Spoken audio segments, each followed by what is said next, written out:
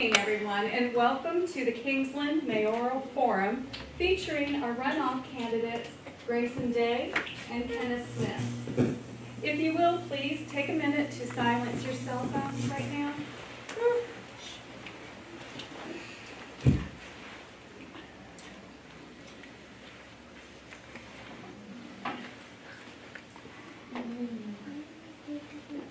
And please stand and join me to say the Pledge of Allegiance to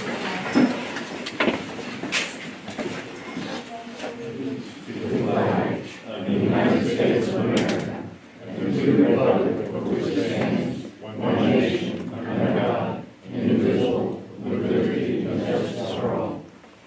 Thank you. My name is Susan Malfers. I am a Kingsland resident and also a member of the Camden County Get Out the Vote team. We are a nonpartisan grassroots organization of Camden County citizens. If you'd like more information, we do have business cards when you first come in where Tanya is standing. Our primary objective is to improve the number of informed voters who vote in person and by absentee ballot. Since 2014, we have been working with the Tribune and Georgian to organize candidate forums in Kingsland and in St. Mary's. But before we get started with tonight's forum, just a couple more announcements. There is a copy of the ballot, a sample ballot on the table right when you come in and also on the door. So you can get an idea of which candidate options are up for election. Early voting has already started in Woodbine, and it will continue until this Friday. The time is 8 to 5. On Election Day next week, December 4th, in-person voting will be at your normal assigned polling station, and the hours of operation will be 7 to 7 as usual. And now, please join me in welcoming our moderator, Jill Helton of the Tribune and Georgian. Thank you, Susan. I'm going to try to make sure these microphones don't have any feedback. If they do, I'll probably shut this one off. First off, I want to thank the audience for attending. What a great crowd here. We haven't generally held anything in this part of Kingsland. We try to hold our forums in different parts of Camden County to see what kind of turnout that we get. And this one's not bad, so we really appreciate the City of Kingsland for allowing use of this room. I'd also like to thank Dr. Day, it's Dr. Day now, isn't it? Yes, and Mayor Smith for joining us here this evening. Sitting at this table, ladies and gentlemen, is 24 combined years of leadership for the City of Kingsland, which I think is something to give a hand to.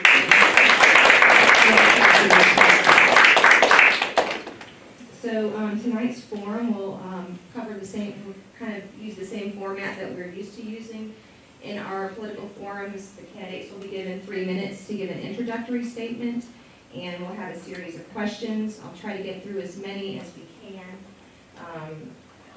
And understanding that it's very limited, if both of them speak 3 minutes, we don't have a lot of questions we can get through, but I've tried to really incorporate some of the concerns that have been emailed and sent to us through the last few weeks. So we appreciate the people who did contribute those questions. They're very helpful in allowing us to get a pulse of what's going on in Kingsland, what people are concerned about. I have 2 timers from the Camden County High School Political Club sitting back there at that table. Grace Burns and Ainsley McGrath. Girls, I'm going to wave or stand. They are involved in looking at and discussing local, state, and federal politics, and in a nonpartisan manner, promoting voter registration among students and those things, which is very much aligned with our Get Out and Vote team. So we appreciate them being here tonight. All right, so the timers will be counting off 3 minutes, and they'll hold up a sign giving you a warning of 30 seconds. And when the time is up, there's another sign. And I will interrupt you verbally if you speak much beyond that. I will give you a few words to finish with if you need it. So let's get started with the introductory statement. Mr. Kenneth Smith is the incumbent mayor for the City of Kingsland, and he has served for 16 years.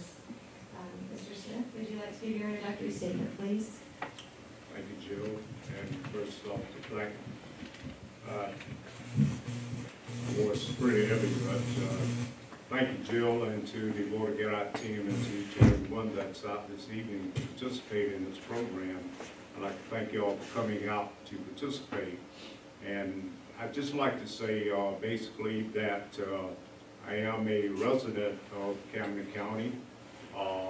Went to school in the same buildings here. This facility. It's where I went to elementary school. So I grew up here and know quite a bit about the community. And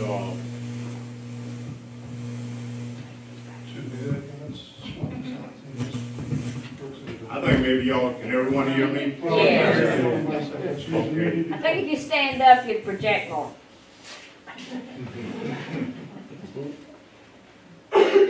How's that? Much better. Okay. Okay, so completing that, my name is Kenneth A. Smith, Senior, resident here in the city. Grew up here, went to school in this building, a few of these buildings around here from first through 7th grade.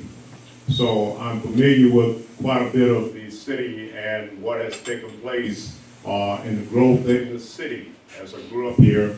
Went to school in Woodbine Ralph Butch High School, graduated in 1965, and I got a letter that was a welcoming committee from Uncle Sam that said that you would be part of me at 0000 on a Monday night. So I chose to go my own direction instead of the Army and chose the Navy. Spent 4 years in the Navy, 3 tours of duty in Vietnam, and was fortunate enough, one of those who served in the Brown Water Navy, to be able to return home, only to find out that I've been associated with the dreaded Agent Orange. But I came back as a veteran to serve my community, after serving my country. And that's what I've been trying to do ever since I've been back home. I came back home in the latter part of 1969. And that's been my commitment to work in this community, to serve this community and its citizens as we have grown, many of you before you ever came here. So I've been working constantly and still plan to work in this community to serve this community if elected again. Thank you. And Grayson Day. Grayson Day, lifelong resident of Kingsland, was born and raised here. My family's here tonight. Went off to school after graduating Kent County High School in 1995. Went to the University of Georgia. Was lucky enough to lose a young lady in the back, to follow me back here. And when I started a career in teaching for Kent County School Board, 19 years now. It's a nice long career with the school board. I have 3 wonderful children that I've raised here. And part of that's one of the reasons why I am looking so forward to working to making sure that we have jobs available for when they grow up and say complete school year. We have sort of a brain drain that occurs here. We have students that we educate and they leave this area. Some of the best students that we have have turned out in the state of Georgia, they're leaving our area because they can't find jobs. I'm hoping to work to create those jobs here in this area. But that's one of my loves for this area is of course, because I'm vested here. I was born and raised here. And I hope to continue to serve as a conservative councilman. I've been your councilman all these years. I hope to serve as a conservative mayor. I'm the only conservative choice that we have sitting up here as far as mayoral candidates. We got a lot of work to do. My ideas on government are simple. Keep it small, keep our budgets tight, but make sure that all of our community is getting the best bang for their dollars. That's important. That's what we should work towards. I hope you'll choose me as your next mayor. Thank you. We're gonna have to do without the mics. Okay. That's all, because it's too many calls. Thank So you. if you just project so I can get you on the camera. All right, since both of you have already been serving on Kingsland City Council for several years, what are some of the accomplishments that you guys are most proud of? How have you made a difference to the city of Kingsland? Let's start out with Dr. Day. Okay. I actually served on the DDA for an extended period of time. I've invested a significant portion of my own private money in the downtown area, hoping to improve it. On the DDA board, I also served to increase what we do in the downtown area. Again, there's still lots of work to do. As a councilman, I have served to keep your taxes low. That has been my main focus, keeping your millage rate low. Again, best bang for your dollar. I have continuously voted to either roll back or hold the line on taxes, and you can check my record on that. It's been consistent from day one. I have kept that as my focus. I have always sought to keep our various public safety departments well-funded to make sure that they're prepared to do their job. I'm very proud of that, very proud of those accomplishments, and I'm proud that I was able to roll back, work with council to roll back the rate and reduce your taxes over the years a number of times. Mayor Smith, what are some of the accomplishments you're most proud of? What have you done to make a difference for the city of Kingsland? Thank you. One of the things that I did initially as an accomplishments has been that initially coming back to Kingsland, there are a number of infrastructure issues in the city of Kingsland, and to get involved, one of those where there was a Seaboard Coastline Railroad that ran through the city of Kingsland for a number of years, passenger train and freight train. Those trains, because there are not adequate lights out there on that railroad out there, citizens were being killed. And after I came back home, then I got involved to find out why weren't there lights at those crossings out there. And we began to approach the city council at that time to find out what could be done. And they would write Seaboard Coastline Railroad, and they would still come back and say that they weren't going to put any lights up there. Continuously, people were getting injured. And on one of the letters that they wrote back to the city at that time, it said that there had not been enough fatalities. Well, that irritated me and the rest of us that was attending those meetings. And finally, we continued to pursue, and the city at that time continued to write. There was a retired lieutenant commander here that got out there one day with his radar gun and told us at the meeting, said I clocked him at 70 miles an hour coming through my city. And I sent Seaboard Coastline a ticket for that. Whether we got paid or not for that, I don't know, never know. But finally, they did start to put lights at some of the other crossings besides the one at Highway 40. That was one of my accomplishments, and getting people out to sign petitions to try to protect the lives of the citizens here at that time in the city. From that point, I began to work there with recreation. At that time, the county was receiving funds from the Department of Community Affairs. The county was using that money for capital improvement projects, and as we approached them a number of times, they continued to tell us that no money was coming in until finally we got a letter from the Department of Community Affairs stating that these funds were coming into the city of Kingsland for recreational funds. That's how the recreational program started in Kingsland to get funding to try and do what we were able to do in those years. So from that, we have continued to work with different agencies traveling throughout the state to try and bring funds in, resources in into the city, along with other members and team members, some from the city of Kingsland, some from across the state of Georgia, as we work to better the living conditions in our small communities. Thank you for sharing those accomplishments, and you both have an impressive record of service. So what new ideas do you have for the future? What is a problem or challenge facing Kingsland today, and how will you work to address it if elected? One citizen asked specifically that you please cite things that you know can be done and that do not require months of study and external funding. Mayor Smith, we'll start with you. Well, some of the things that we're doing and we're working on now, as many of you know, as you can see, much progress is being made as you traverse Highway 40.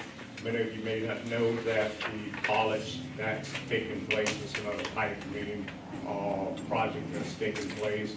And there was an announcement last night, there's a possibility of another school that's coming in to the area adjacent to the technical college. So these are things that's taking place now, and some of the projects that we're working on continuously, as many of you know, there is a drainage issue. We'll not be able to compete with Mother Nature. I don't care what we do, but there are some little creatures that we're making a better effort at trying to eradicate to cause blockage in some areas. But we cannot compete against Mother Nature. I don't care how many pumps or ditches or drainage ponds we put in, we cannot compete against Mother Nature. So those are just some of the similar things, smaller things that we're working on doing. Keeping our streets clean is a prime concern. Keeping our roads, roadways cut and clean. And as they cut grass, many of you may know that there's a group that goes around and pick up paper before it's chopped up and make our city look unsightly. So those are just some of the less costly things that we're working on doing. Thank you. Dr. Day, any ideas? Yeah, there's actually, of course, the drainage has been a big issue in the area, like stated that. Something that in the short term that I've already been working on is clearing up a displacement issue. We have a lake line, which has been a hard-hit area, and of course the residents want to see that water move out of their area. And the mayor and I and the rest of the council have been working to get the Gross Road project done, which will move that water across the road. But the issue is, where does it go from there? And the tributary that runs down out to the water runs right through Laurel Island. So of course, the next issue that we have is residents of Laurel Island who say, well, where are you going to displace that water? How are you going to send it down to us? I've already been in talks with the county about getting a portion of land from the county that's been involved in the PSA, it's been donated to the PSA, that we're going to build a 22-acre at minimum retention pond. It's going to capture a lot of that draining water, that storm water that will move from one area to another, and keep it from kind of shuffling down and moving through Laurel Island. The next big issue, and of course this is in everybody's mind I think right now, is the issues we have currently with drugs. We've had some very dangerous drugs that have been on the streets lately. It's hit some people in our community very hard, which hits all of us, it hits some of us. My idea is for us to form a drug task force. We need to fully fund the drug task force, and that can be done without months of study. Just be a reallocation of workers, a reallocation of time and effort, and we can put together a drug task force that can tackle this issue that we're going through right now. First and foremost, which will be one of the easiest things to do, if I'm elected mayor, I'll be the new sitting member on the PSA. And we've all read the news on the PSA and the issues that have gone on financially with it. I hope to add a new layer of oversight to that by including our financial department at City of Kingsland, the award-winning financial department of City of Kingsland, and let them serve in some of the oversight areas of seeing how that budget has been run over the years and how it will progress from this point forward. Oversight is the key. Thank you. Thank you. Based on the vote among 4 mayoral candidates in the general election, it would appear that city voters are still fairly divided on who they think should lead the city. If elected, how will you work to unite those different groups and effectively represent all of the city's citizens of Kingsland, regardless of race or class? We'll start with you, Dr. Day. You know, I think everybody sort of picks their favorites in the beginning, and what we start to do is people divide into camps, and then they start to come to events like this and get a chance to see us debate and hear what it's really about. And hopefully, I believe that once they hear a message, a positive message, a message that says we're going to work together, that I truly believe in that rising tide lifts all ships. We're all together. This is Kingsland, and of course, Greater Camden, and we have to function together. We have to, everything, the decisions that we make as city council, as a mayor, they affect everyone, and that's constantly in my mind. I have never once made a vote on anything that involves money in the city of Kingsland and thought, this is just my money, or this is my money to do with as I please. This is everybody's money. If you're a taxpayer in the city of Kingsland, it's your funds. This is your government. I represent you, and I've represented you from day one. I've been an open door to anybody that calls, anybody that emails me, anybody that tries to contact me. I'm always here as a mayor. I will function in the same manner. Thank you. Mayor Smith. If elected, how will you work to unite the various groups? Thank you. As many of you know, we're in a nonpartisan position. So I don't look at any particular group, never have. We are nonpartisan, so I consider myself a representative of everyone, irregardless of whether you have particular parties or not. And that's where I was taught, that's why I will always continue to maintain myself as a representative of everyone that lives in the city of Kingsland. It doesn't matter what side of the city or you live, north side, east or west. I will continue to do that. I think we do, and I believe that, and I would like to see us have more town hall meetings locally away from City Hall. Many people have said that they feel more comfortable being away from the governmental facility, and I believe that. I've tried to get some set up in the past, but I've gotten some pushback. But if elected, I will push to continue that. We've had some in the past, but none recently. And I think that's one way that we can reach out, is for us as elected officials to go out in the communities, wherever it is, and meet with those local officials, not officials, but citizens, to hear what they have to say. Because people have a lot of knowledge that we may not be aware of. Because we've been elected doesn't mean that we have all the knowledge.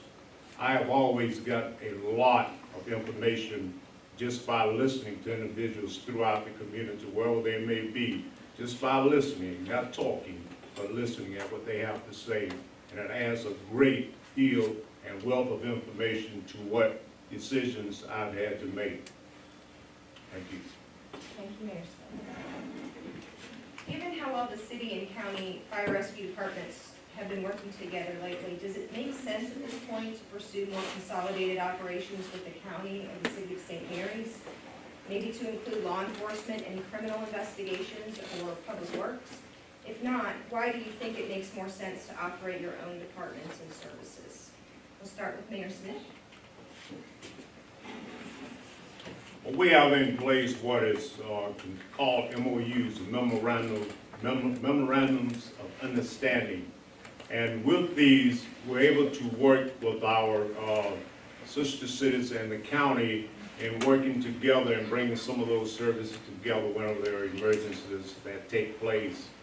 At this time, I would not endorse total consolidation because of some financial issues that the citizens in Kingsland would incur.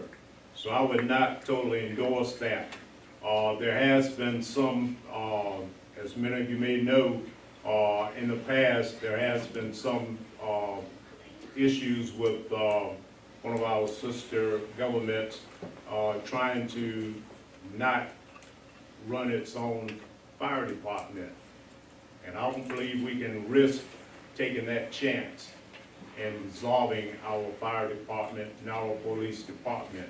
But I do believe, and I've asked, and I've been looking at working with the University of Georgia and the Carl Institute to do a study to find out what would it take and how would it benefit the community to come in and do a study throughout the community and try to have salaries across the board for all of our law enforcement, so that if one of us gives another dime or a nickel, then our officers don't jump a hopscotch from one department to another and try and stabilize law enforcement. That is important today, to try and stabilize that department. We don't have many individuals from the local community that's wanting to become law enforcement officers, that's established family. We have a lot of young officers, a lot of them come in from different areas.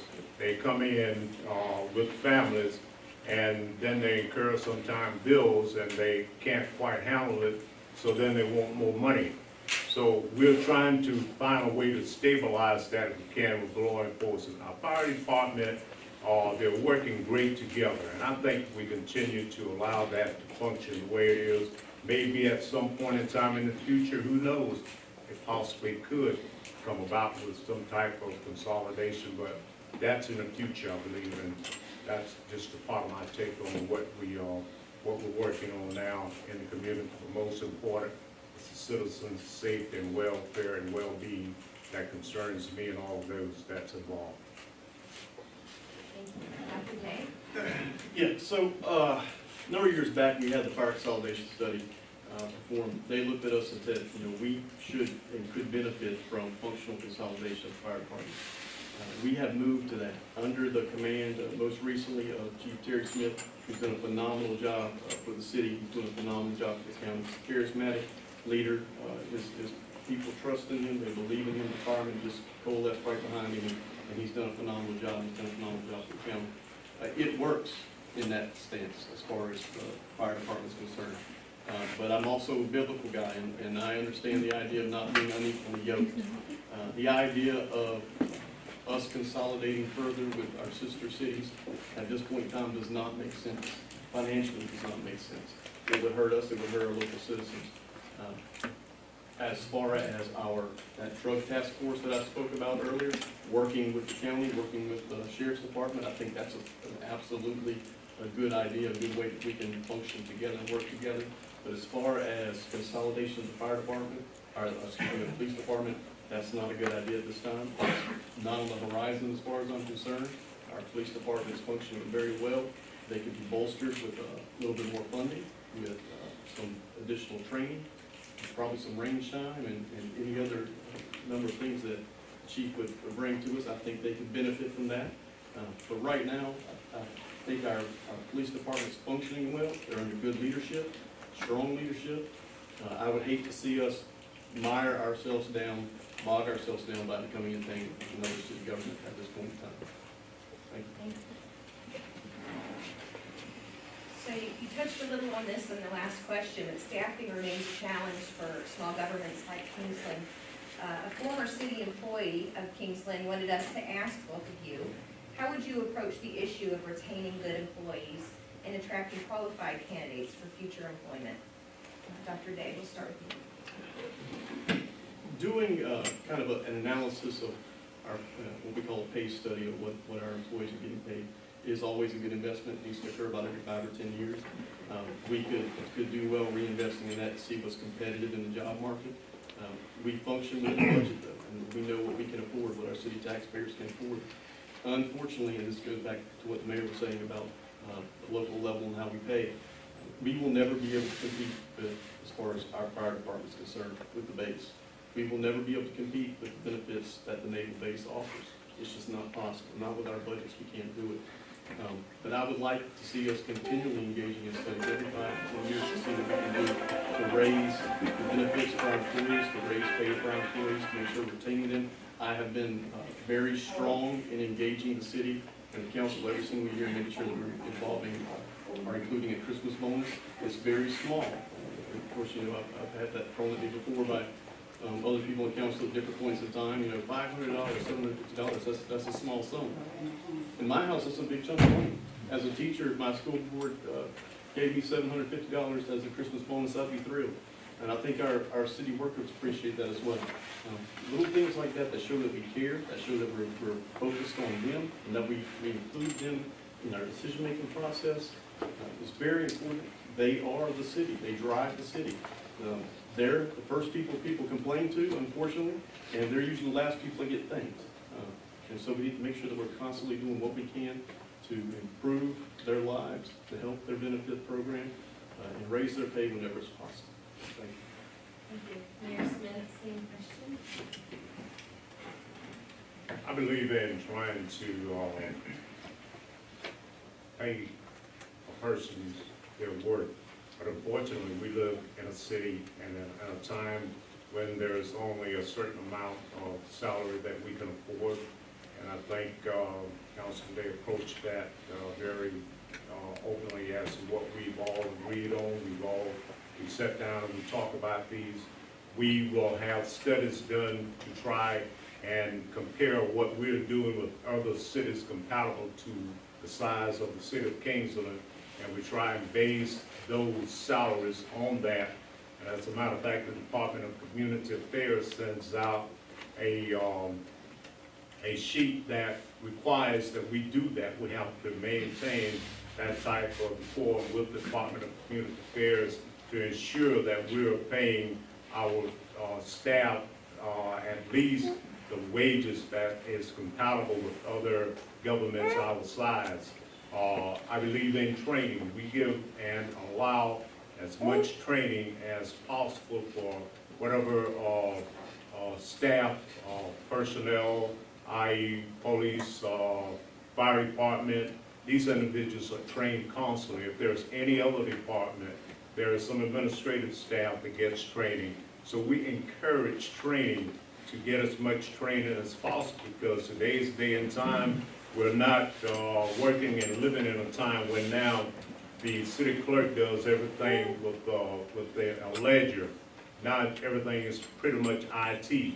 So we encourage that type of training, and we pay for that training. We have staff members that will go continuously to the Collins Institute of Training. It costs, but at least they're getting college credit courses by going there. All of those that apply themselves and want to go there, we try and ensure that they go there and they get that training that's needed. And that's in order to give you, the citizens, the best service that we can afford to give. It's important how our staff responds to you as citizens. It's very important to have that relationship, and we try and ensure that they have that type of training to give you all the best service that we can afford to give, and for them to have, again, to make this a better place and a quality place of living.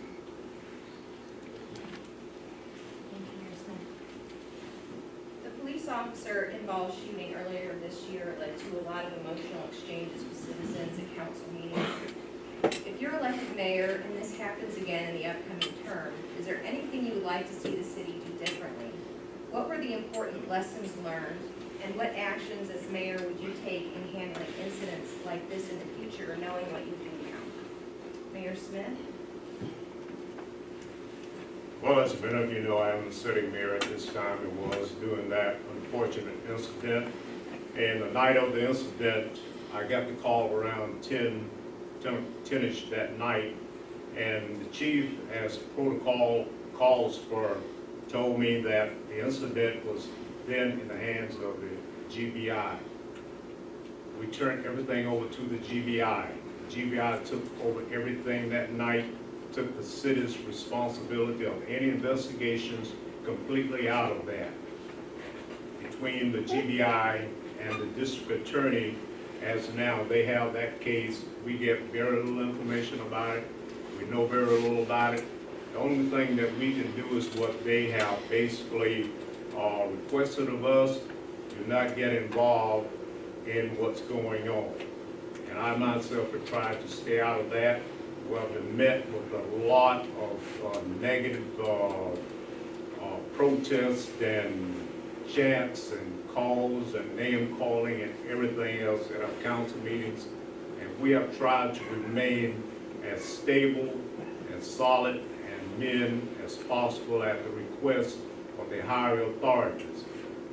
Many cities that you know and hear about, those officers that are involved in shootings like that go back on desk duty or go back on patrol. That did not happen in the city of Kingsland. The chief, and I believe his staff, did a great job in trying to show the community that we're not just going to allow this to take place because we don't know what happened, so we turn that over. It's not like the proverbial fox minding the hen house. We didn't want anyone to say, well, you all are investigating yourself or you're covering up anything. That's completely, it was taken completely out of our hands. I don't know of anything differently that I would do than what we did and what we agreed on and what was recommended for us to do, other than just try to maintain a strong decorum amongst the community because of the negative publicity that we were slammed with, and just try to hold the city together and be responsible to the community and carry on duties as elected officials with much sorrow to the families. Both families are suffering from this tragic situation. You know, the mayor said a lot of proper things. He was absolutely on point with those things. The chief did a phenomenal job of, as far as we've known investigations turning it directly over to GBI. We were told by our legal representatives to remove ourselves from the equation. The mayor has done that, the council's done that. I think we've stayed resolute in that. And again, as the mayor alluded to, that's to remove any bias. You don't want the city council or a mayor that's involving themselves in a criminal investigation. It shouldn't occur. That's when bad things happen. We should and did remove ourselves completely. And the mayor, I speak for myself as a councilman, and I do believe the mayor is telling the truth when he says he has had no more information on it. I have had no more information on it. We've removed ourselves from the circle, from the loop. We were contacted about it. We were told what was going on. We were told what was happening with the information, who was being turned over to, and we were removed from the cycle completely. The mayor's absolutely correct on that. Now, what we could have done to improve it, and what we're hoping to see us do, is put in place a new city attorney. A city attorney should have stepped out on day number 1 and made a statement to the public. It didn't have to place blame in either box. But that city attorney could have came out and made a statement to the people and said, this is what happened, this is the situation that we know, the situation that we know of right now, where it's going and where the information is at, where this case lies. That should have been communicated day 1. In my doctorate courses, we learned that you apologize early, you apologize quickly, you make it concise and to the point. Now, that doesn't imply blame, but it's very important that we communicate to both families that we are extremely sorry about the situation. It shouldn't have happened. Wish it would have happened a different way. Wish we could remove it all in its entirety, but we can't. But we can focus on where we go from here. And that's where the ball should have been carried in a little bit better fashion. Thank you. Thank you, Dr. Day. All right, we're going to switch gears and talk about hurricanes and such. So I'd like to know, what should the role of the mayor and council be in a natural disaster, in your opinion? Some of our audience members have questioned whether or not you stayed during the storm, what actions that you took to help the citizens. But just can you explain how the city can improve its storm response and communication with its citizens during events like these? Yeah, absolutely. Communication is key. We live in a fast-paced world. We have people who expect information to be delivered in a multitude of different ways. The day of the old newspaper just being the only way of keeping up with information is gone. You see that with our local paper. They're going online now. People want that. And I can tell her when they're sitting here, as soon as that paper hits the online, I've already read it 3 or 4 times before I ever get that in-hand version. Okay? People expect information in a multitude of different ways. They expect online media, social media, they expect emails. During storm issues, like we had with Irma and Matthew, I was in and out with communicating with the public. That was my main focus. People are scared during those times. Their homes are on the line, their lives are on the line. And they need a city government that's communicating with them on time, regularly, and delivering a concise message. And we lost that to some degree. Even as a county, when we were focusing on speaking with one voice, I think that voice got muffled a number of times because people don't accept information that way.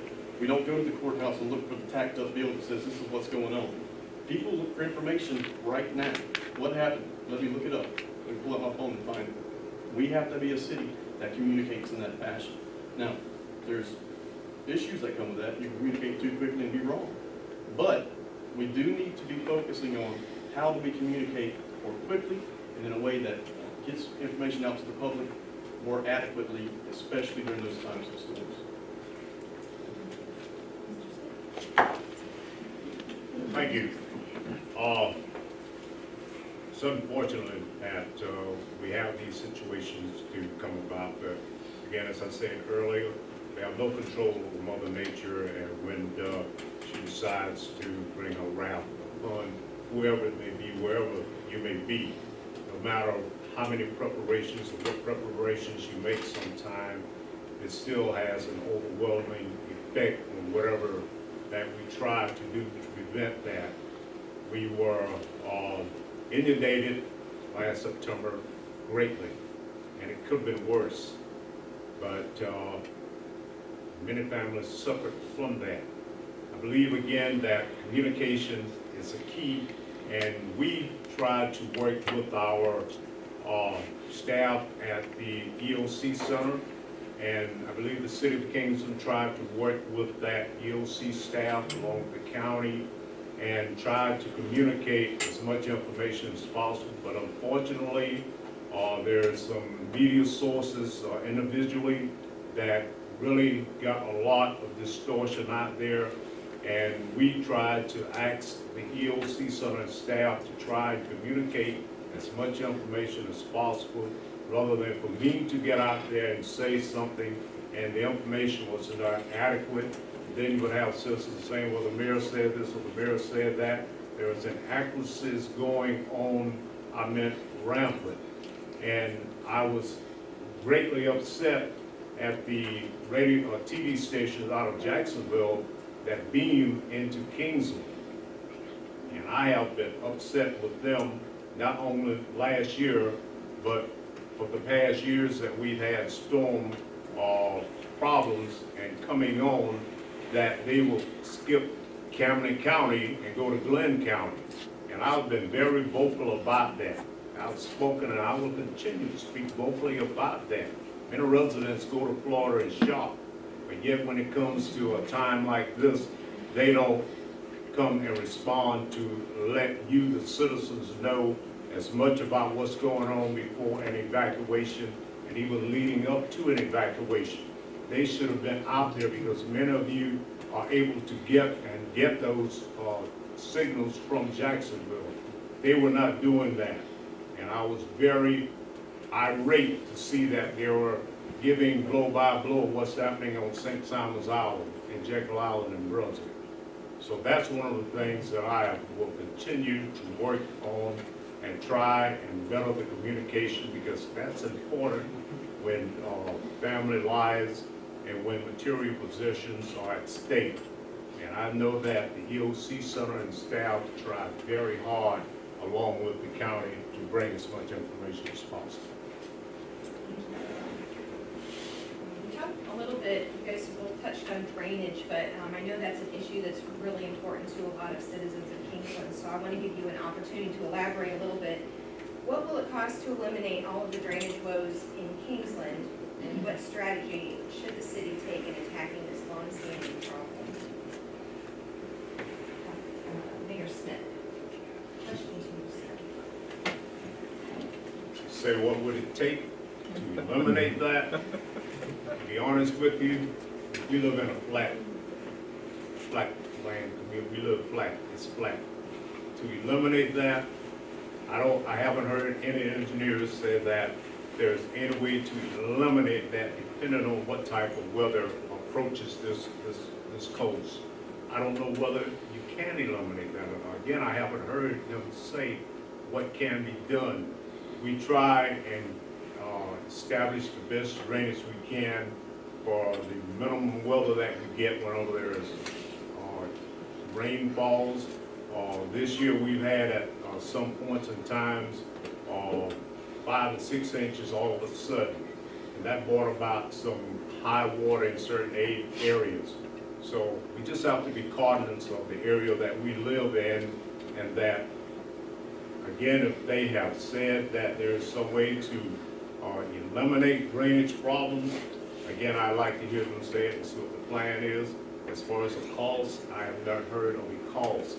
I have heard of a cost of some plans that we have now to hopefully help a few areas by turning those areas back into drainage areas by taking the housing away.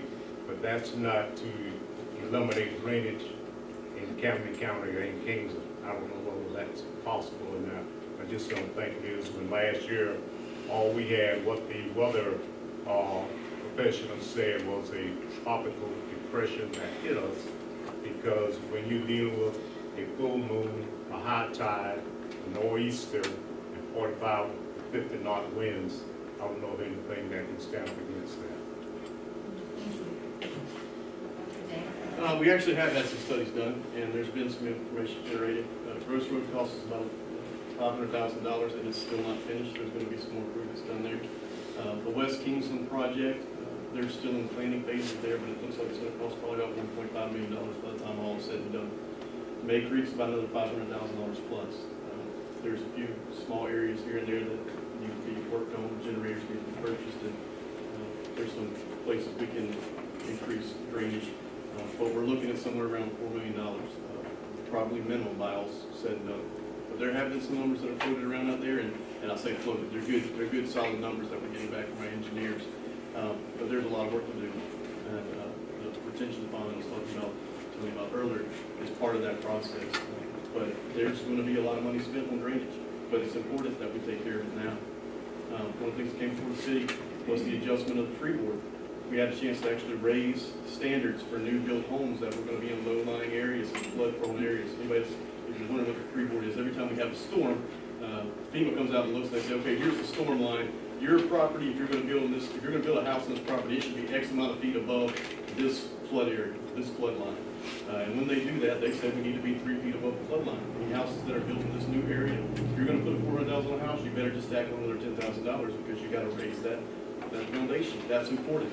People in the meadows years back, when somebody wasn't paying attention, probably a friend of a friend of a friend on the council approved a very low-lying development. Should have never occurred. It's well below areas where homes should be built, especially with on the concrete, on the slab foundations, sitting right on the ground, and those houses are flooded. We had a chance to raise the freeboard. That would have affected and helped with future drainage issues as far as homes are concerned and potential home damage. I voted to raise that standard. It passed. And then a few months later, after Wright developers came in and spoke to a couple council members and unfortunately the mayor, they reversed that. And they lowered it back to pre-storm FEMA rates. So back down to 1 foot. St. Mary's has their freeboard set higher. County has their freeboard set higher. Ours is back to pre-Irma standards. So we're right back in the same mix with new homes coming in. They're going to be prone to flood, unfortunately. So we're continuing to work. There are solid numbers out there. It's going to be costly, but it's important. We have to do it. We owe the citizens that. That's our job. Thank you. Often when we solicit questions from the public, we get questions that are specific to a candidate, and I usually don't ask those, but I did decide I'd give that a shot tonight, and I have a personalized question for each of you. I'm going to start with Dr. Day. A candidate in the council race in November criticized you for not being accessible and available to citizens because of your employment as a teacher. In fact, this does mean that you will probably have to miss many of the events that occur during regular business hours. So to what extent do you believe your work schedule will prevent you from being an effective leader for Kingsland? I think there will be a number of things that I'll have to miss. It's unfortunate, but I will be taking personal time. My personal leave time will all be dedicated towards the city. I've already decided to dedicate that. I've used it in the past to work for the city as a councilman. The city mayor has never been a full-time job. Our current seated mayor, he works on the base, and we know there's been times that he's been called away to work or can't make a meeting. We work around those things, and our other governmental agencies are usually pretty good about functioning around the leaders, if you will, especially the mayors, trying to reorganize things and plan events and meetings as possible around our schedule. We have been, and Kingsland has been, a working council, and we've been doing that effectively for years. Almost all of our council works a 9-to-5 job at least. For me, that's 5:30 to 3:30. But we all work, and we have been very effective as your councilman. I think that you can look at the way your city's been run for the most part and see that. I will continue to dedicate all my personal time, all my personal leave from the County School Board will be dedicated to my mayoral job. It will be a job that I take seriously. I will dedicate myself to it as I dedicated myself to the council position. Thank you very much. Mayor Smith, you serve in a fairly unique situation being both mayor and PSA chairman. So the Tribune and Georgian Reader wanted me to ask, to what extent do you take responsibility for what happened at the PSA? What actions would you propose to hold those accountable who have fiduciary responsibility for the authority? And why has the PSA not been more forthcoming and transparent to taxpayers regarding recent events and actions? The PSA board is comprised of 3 mayors and 3 county commissioners. the actions that took place, very unfortunate, and the watchers of that comes from the county. They're the ones that sends the information to the PSA board. We don't have that information locally at our local level as the city has. We receive that information from the county. That information was brought to us, unfortunately, tainted, very tainted. And some would say that someone fell asleep at the wheel, but even at the city, as we have retained such a great budgetary organization, had we gotten the correct information, we would have been able to act more functional towards it. But the information we got, unfortunately, was not correct information. When we found out, and when I was called by the chairman of the county commissioners to say that there were some bills and that there were some vendors that was calling about these bills not being paid, none of that had ever come before the board to my knowledge. Then as we looked into that, then that's when we found out that there was more to it, and as many of you know, it's been a lot said about what is going on. All of that is still under an investigation that I know about to this point. I was not aware of what was happening on the county level. They're the ones that received the money. They're the ones that was doling the money out, and unfortunately, as many of you have read, there was a situation that took place with the CFO, that none of that ever came about, to my knowledge, on the board. As far as the sitting on the board there, I have not tried to withhold any information from anyone about anything that anyone asked me about that I had knowledge about. Never will try to retain any information that needs to be distributed to the community about what is taking place there. We don't know what's taking place during their investigation. As last week, you saw something else unfold, we had no knowledge about that's taking place there. I personally have not had any knowledge about that, nor was I a part of anything that has been taking place unscrupulously there at the PSL of the county level. Thank you, Mayor Smith. A citizen asks, the city of St. Mary's videotapes all of its council and town hall meetings so that residents who work at night or have family commitments can view council decisions at a later time. Is it time for Kingsland to do the same and make citizens more aware of decisions that you make that affect them? Mayor Smith, we'll start off with you on that question. How do you feel about videotaping meetings? There was, meetings had been being videotaped. Now why the individuals stopped, I don't know. But we've had no problem with someone videotaping our meetings. Why it stopped, staff has not said anything to us that there was a problem with the gentleman that had been videoing the meetings. So as far as I'm concerned, we're open to having meetings videoed. It's not a problem. I think if it's video for those citizens that can't make it or don't want to come or whatever, and they want to view it later, that's fine with me, because nothing is being done underhandedly there that the citizens don't need to know about. So I'm perfectly happy if they want to video it, or anyone wants to come in and video it. Thank you, Mayor Smith. Dr.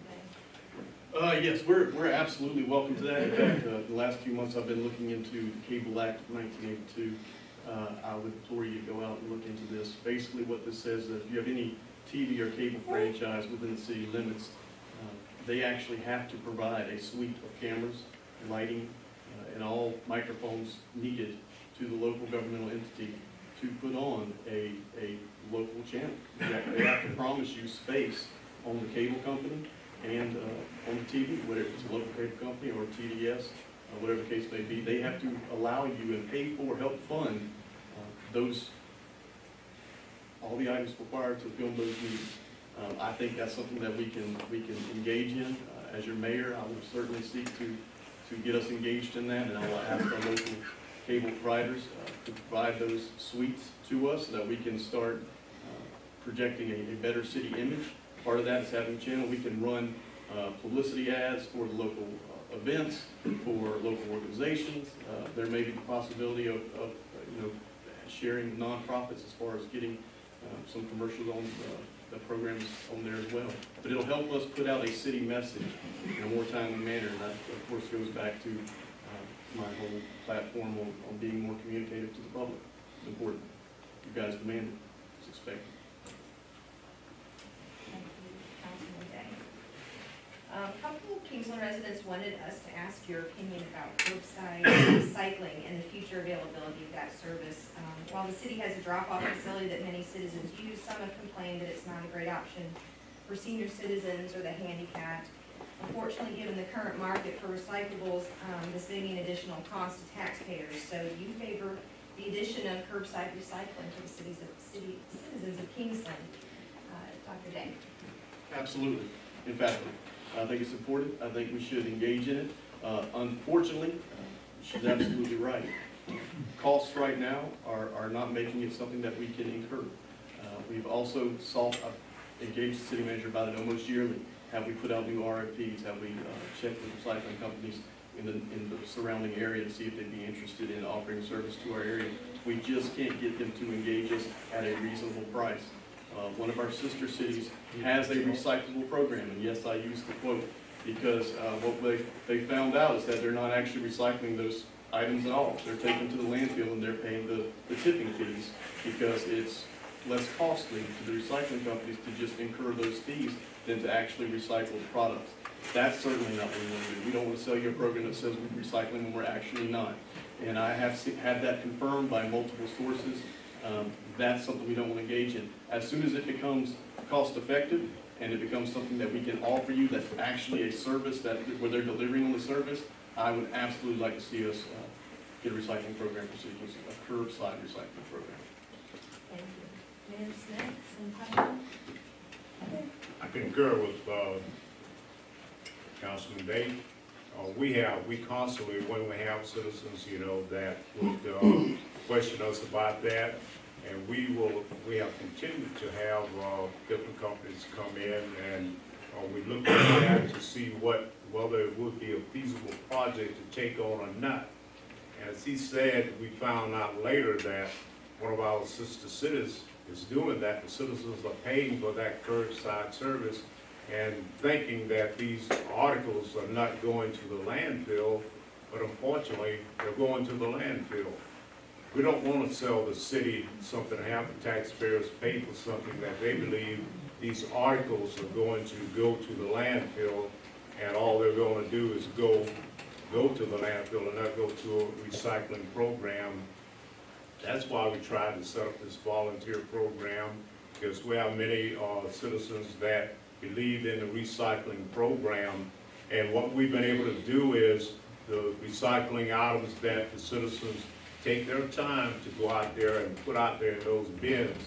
After the workers get enough, after they get enough of these, they will try and find someone to take these items and take them to some recycling company. There's not a lot that they can get out of it, but whatever they get, that money just turns back over into the city to help give better services. So sometimes buying things such as a forklift or a number of different items that money is used to help the city again to help incur a better quality of life. So if at all possible, and we can find a way that that program becomes as viable as what it was thought to be, we'd be glad to entertain that again to help in the community and also help out our world situation with recycling and reclaiming all material.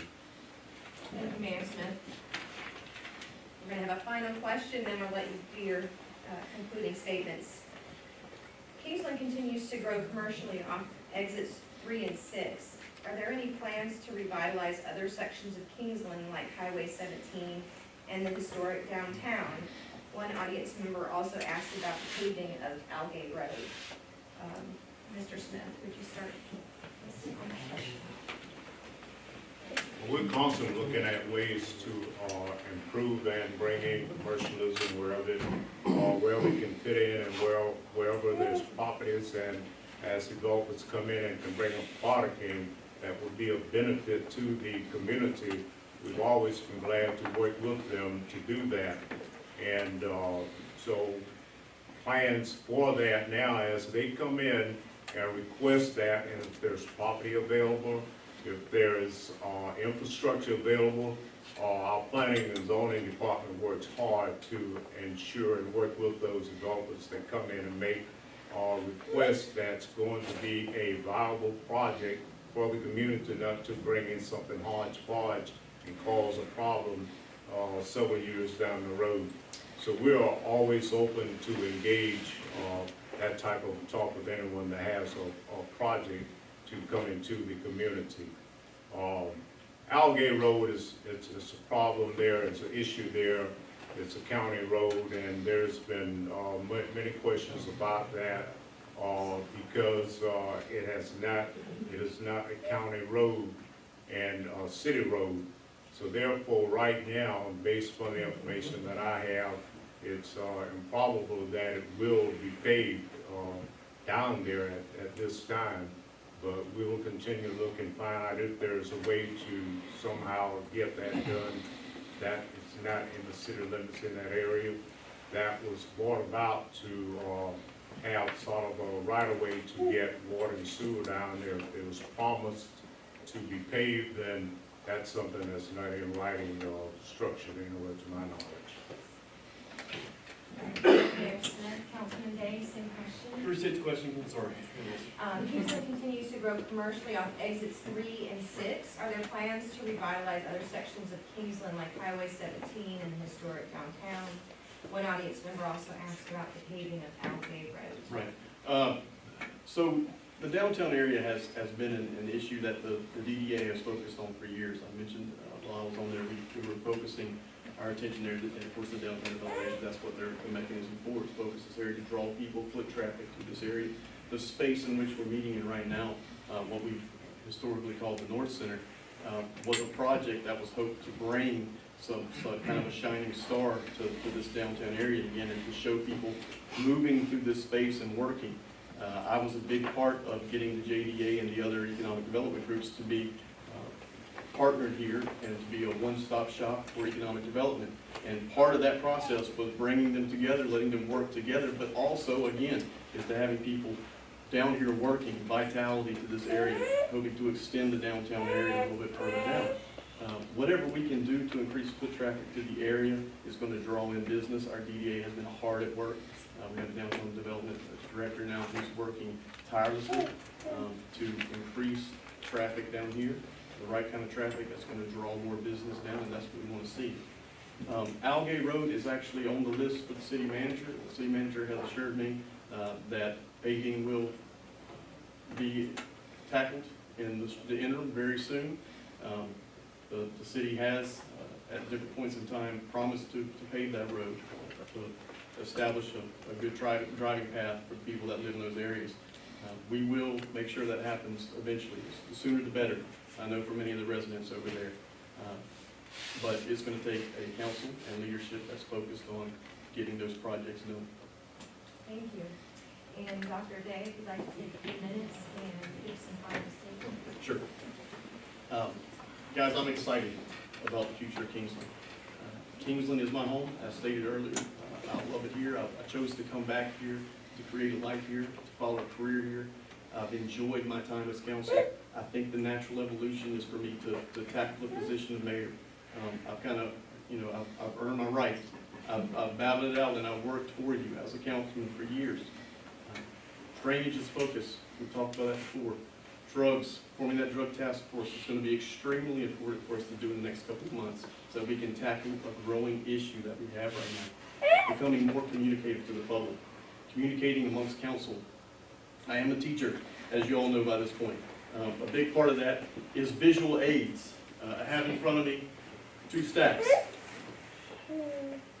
From 2011 to 2017. Now this is a visual. These are blank pages. These are emails that I sent to the city council. From 2011 to 2017, these are emails that the mayor sent to the council. We need to have better communication. It needs to go on. I hope to bring that to you. I hope to be your next mayor. Thank you. Mayor Smith, final remarks. Thank you. Again, I bring to the city, the citizens, over 32 years of travel and work on behalf of the citizens in Kingsland. Many of you may not know that I've gotten up at 3 o'clock in the morning to travel to Macon or Atlanta, Georgia for a 10 o'clock meeting and get back in that vehicle and travel back, to come back to Kingsland, go to work the next morning. And sometimes I've gotten back just in time to go to work if it called for going to work at 3 o'clock in the morning. But over those years, I have served on just numerous boards. As you'll look at my flyers back there and see the numerous boards that I have served on in the state of Georgia during my time as a council member and as mayor. I've even served as president of all municipalities, and I'm the longest serving president of 16 months for the Georgia municipality, which services all the cities in Georgia. I'm the longest serving president since approximately 80-year time being in service to the citizens of Georgia. I have accomplished many accomplishments working with other elected officials throughout the state of Georgia, working on behalf of the citizens throughout the state of Georgia, and especially southeast Georgia. I'm the only one that I know of. No one has ever said, I'll get on board, I'll ride with you, I'll drive with you, come back with you. And I've always taken that task on because I believe in my city, the city of Georgia, while Kingsland, Georgia, city of royal treatment, where I grew up.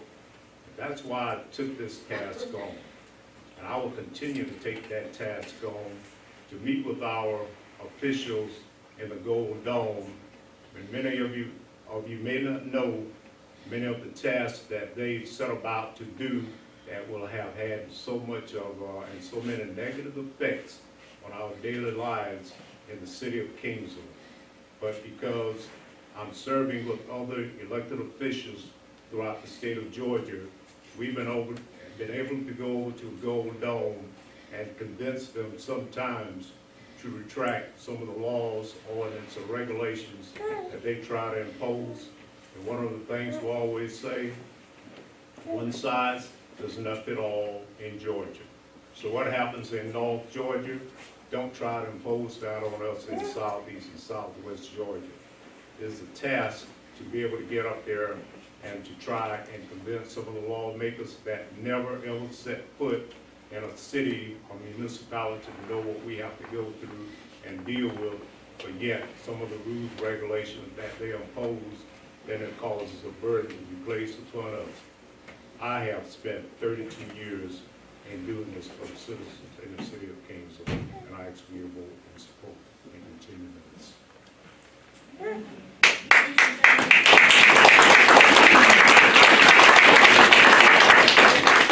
That concludes our program this evening. We trust that you will be voting for the runoff next Tuesday. And we'll have the election results posted on the Caribbean and Georgia Facebook page as they come in. So tune into that as well.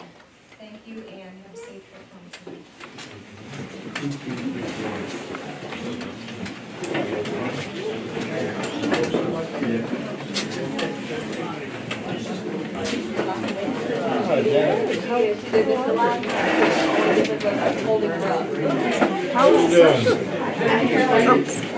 Come around there. Can I walk by? No, but I don't know what's happening.